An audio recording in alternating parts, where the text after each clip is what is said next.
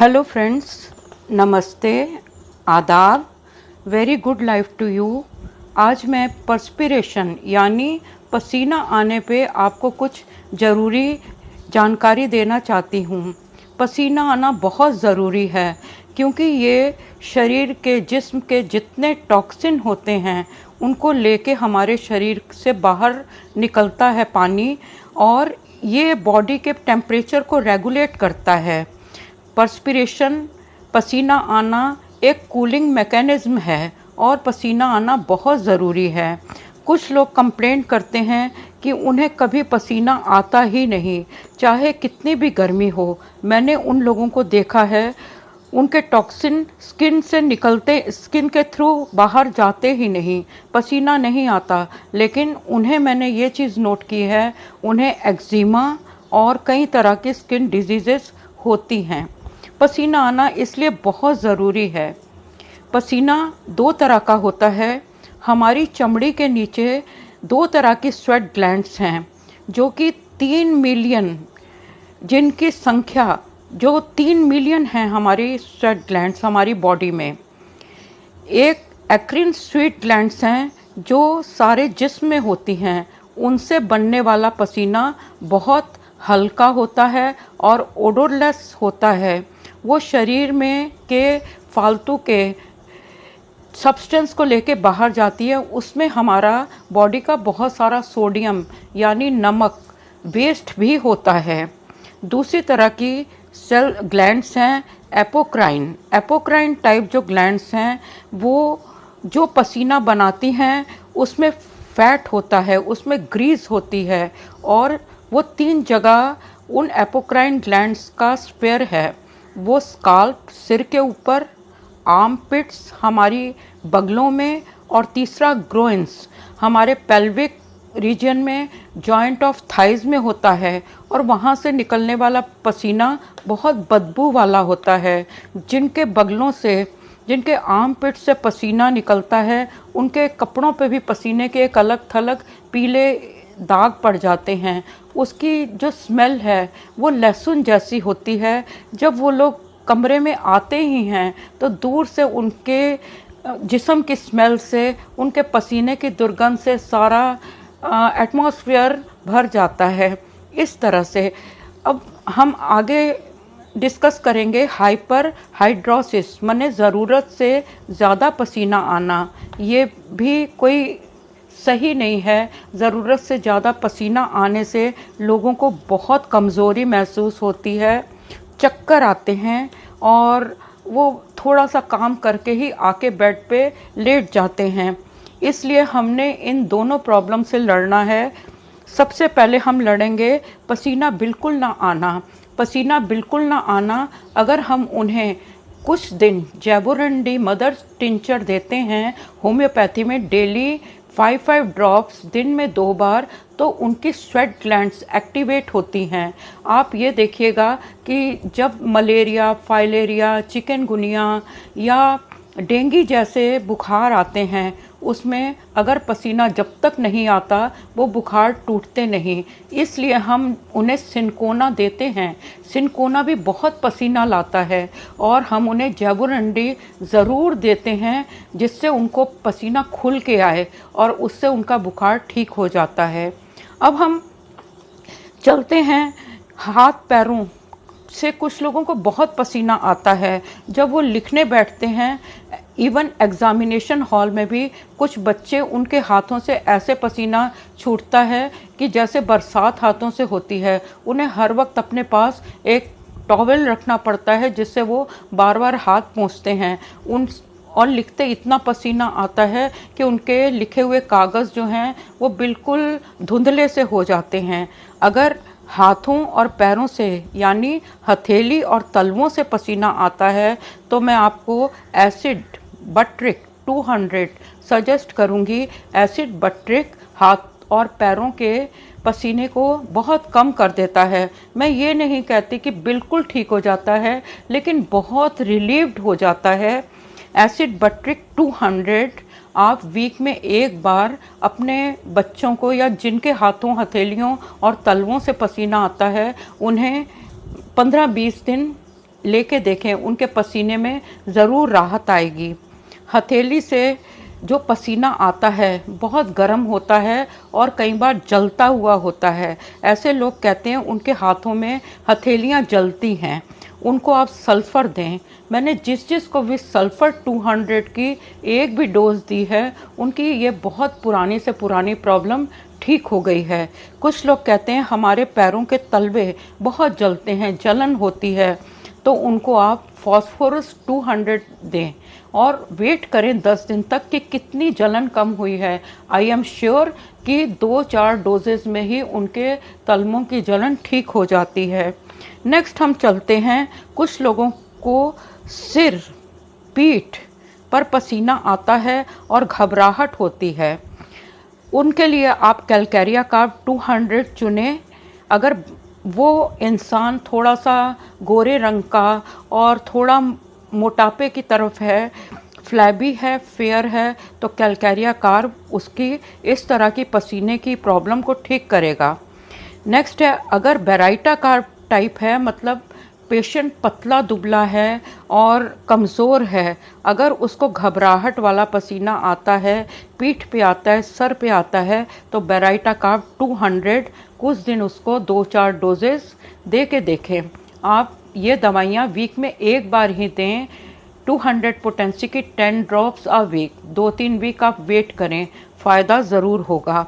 Next हम चलते हैं, जिस्म से बहुत खट्टी बदबू वाला पसीना आता है, और ऐसी खट्टी बदबू वाला पसीना उन लोगों को आता है जो कैलकेरिया कार्ब और बेराइटा कार्ब टाइप होते हैं।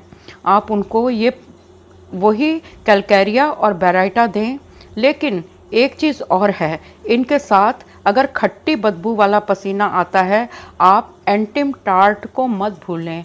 एंटिम टार्ट 200 आप उनको वीक में एक बार दें, 4-5 वीक्स दें, देखिए उनकी बदबू में फ़र्क आएगा। कुछ लोग ऐसे भी हैं जो कहते हैं कि ना उनके जिस्म की हर सिक्रीशन इतनी बदबूदार है कि लोग उनको बर्दाश्त नहीं कर सकते।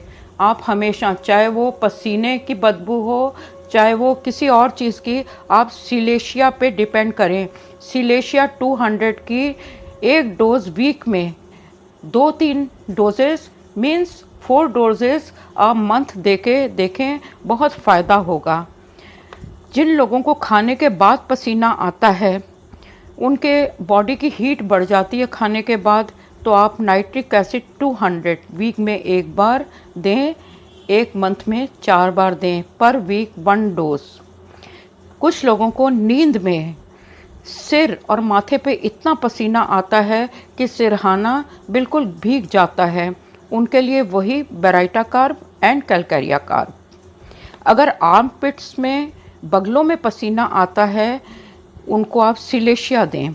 सिलेशिया उस तरह के पसीने में बहुत अच्छा काम करती है जो कि हमारी एपोक्राइन ग्लैंड से निकलता है, जो फैट लेडन होता है, बहुत चिकनाई वाला होता है, उस पर सिलेशिया बहुत अच्छा काम करती है।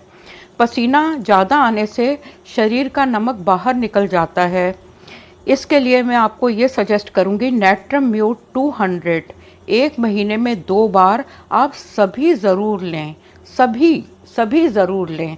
आप मेरी बात पे गौर करें, क्योंकि all of us need salt, proper optimum rate of salt in our body. अगर वो साल्ट निकल जाएगा ज़रूरत से ज़्यादा, तो हमें बहुत कमज़ोरी होगी। आप नेट्रम म्यूर को एज अ टॉनिक समझ के वीक में एक बार लें, इससे बॉडी का सोडियम लेवल ठीक रहेगा।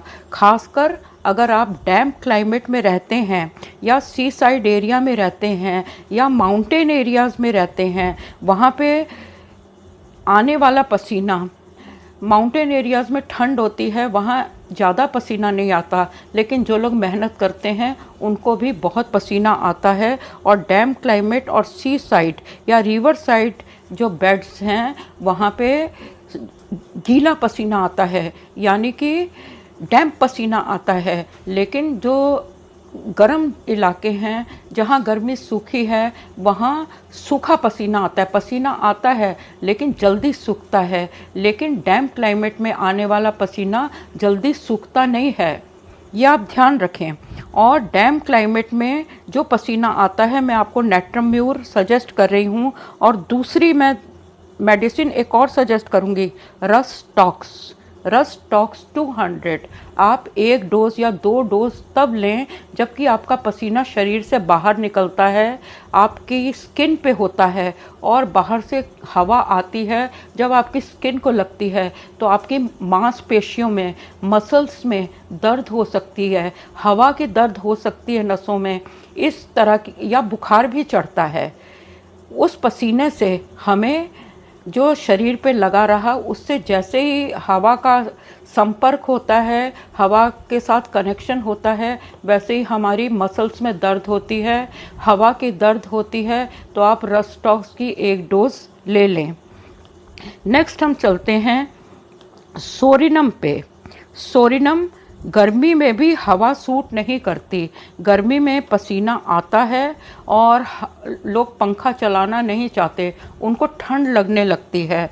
तो आप सोरिनम 200 की 1 या 2 डोज उन्हें दे दें, वीक में 1 बार।